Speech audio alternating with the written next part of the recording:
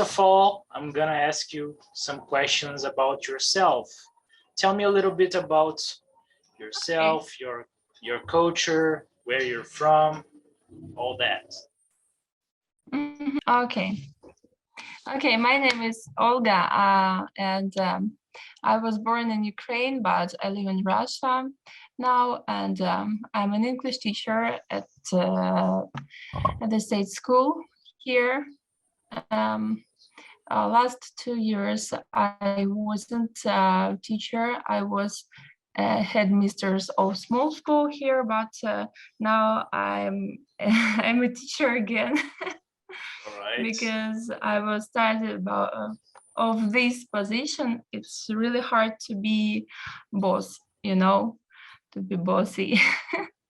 I understand. So I prefer to be a teacher. Yeah, I prefer to be a teacher and to teach children. I like this job. And this year I have primary school and 2 classes of middle school. Right. So how did you learn English at school, and why did you start studying English? It's such an interesting story because I didn't learn English at school. I studied German at school, and I wanted to be teacher of German and of English, but unfortunately I didn't pass exam in German, so I had not enough marks for this, not enough points. So yeah, this university, they proposed me to some other professions. So they proposed me a profession of Ukrainian and English teacher and a Russian and history teacher. So I stopped on Ukrainian and English teacher because I wanted to learn English first of all. Yeah, I asked my friends to help me, and yeah, I took some lessons from teachers. So yeah, and I did it for 1 year. And how important is English for you, for your career, for your life? As I am an English teacher, yeah, it's really important for me. And now I'm a leader of English teachers at my school, you know. You're the boss from the English teachers at school. Yeah, something like this. Yeah. You didn't want to be the boss, but you always end up. Yeah. I'm still a boss. You always end up being a boss. Big boss as I was. Yeah, not so big boss as I was last year, for example, but still, yeah. And it's really important for me because I have not so bad money, you know, for this, and also I can give some private lessons, and it gives me some extra money every time I need. So it's really good. And also I don't want to be a school teacher all my life, so I have some aims for my future life. And first of all, I want to improve my English and to take a diploma, international diploma, to have chance to teach all over the world or online or something. Do you have plans to live in another place, maybe going to another country? Maybe, I don't know. If you plan maybe in the future to live in another country or teach to other people from different nationalities, English is fundamental for you, right? Yeah, yeah. I like this language. You know, I had great teacher of English at university, and he gave me motivation, great motivation of learning English.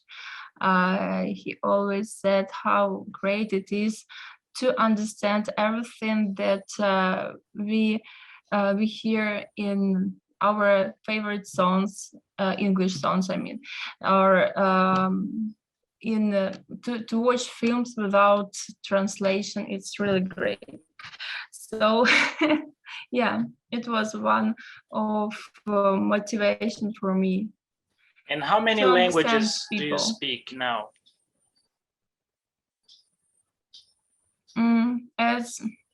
As native speaker, I speak Russian and Ukrainian, and as as teacher, English, and a bit German, and that's all.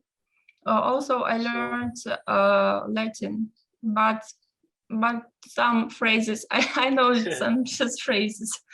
So you can speak 4 languages, right? Something like this, yeah. Yes. And is there much difference between Russian and Ukrainian? Or they're completely different? No, they are not so completely different because they have one root. It's Slavic language, and there are some difference in grammar and in words. That's all. Okay. So it's not much big difference.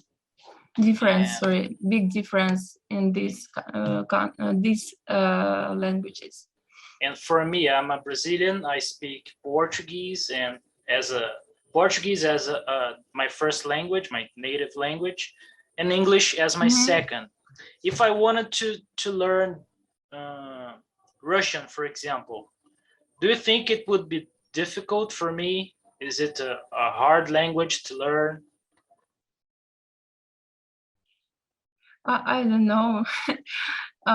Many people say that Russian is hard language, but I know one Brazilian boy, and he learned Russian only for 1 year, and he can speak with me in Russian, and I can understand him. Not so good, but understandable. At least he tried it. Yeah, he good at it. Okay. I think it must be hard for me to learn it because it's a completely different alphabet, you know? It's the Cyrillic alphabet, isn't it? Yeah. So yeah.